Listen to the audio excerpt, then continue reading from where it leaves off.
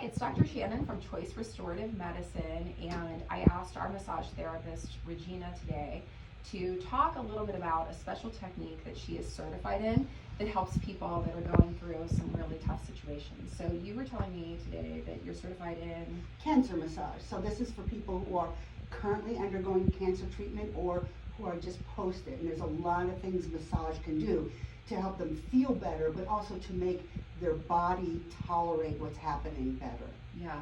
And it's funny because I think when people are going through like a health scare or treatment for something that could, be very complicated, they get weird about doing new things. So tell me about cancer massage and safety and. Yeah, I can totally empathize because I had breast cancer about 12 years ago.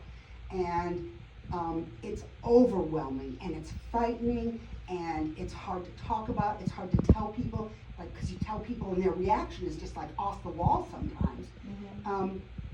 So it feels like you're suddenly set aside from all your community that you're with, because now you're different and the word cancer is scary. And but people with cancer need the exact same things that they had needed before, like touch. They need human touch. Their body is going through a stressful time, and of course they're some are scared and in pain and anxious. Sometimes it's hard to sleep, it's hard to eat.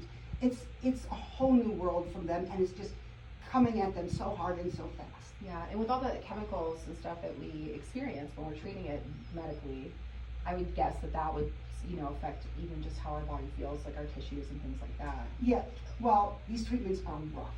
Like the surgery is pretty traumatic, and then chemotherapy is basically an agent that it's basically a poison, and what we're betting on is that it will kill the cancer cells before it kills all the other cells. Okay. So, there's a lot of new treatments that are really, really good that are making it less difficult to tolerate, but still that's basically it, and that's hard on anybody. Yeah. And then the other thing that you mentioned that I think is really interesting is that one of the biggest problems that people have whenever they are undergoing treatment for cancer is edema and swelling. Yeah, so very, very often, they'll want to get the lymph nodes out to prevent any spread of cancer cells. But our lymph nodes have an important function in the body, and they're the ones who take the extra water and lymph fluid, which contains all the wastes that our body wants to get rid of. Our lymph system does that. But when the lymph system has been damaged, and it can be damaged through anything like a car accident also, but certainly in cancer, they intentionally take out the lymph nodes. So it's harder for your body to get rid of that water, and it will build up. It usually builds up in the legs because that's gravity. When I had mine, I had it build up in my hand. And that's bad because it's fluid that contains waste, and it can turn into cellulitis, which is extraordinarily painful. Yeah. It also can turn into lymphedema, which degrades the skin, which you need so that your body isn't open to puddle. infections. Yeah, puddle. You need your skin to be. It's a good way to say it. It's awesome. So you need it's important to deal with edema before it gets bad. Yeah, and so can you treat people that have any type of cancer? Pretty much. Yeah. I mean, I wouldn't treat people who are immediately post-surgery.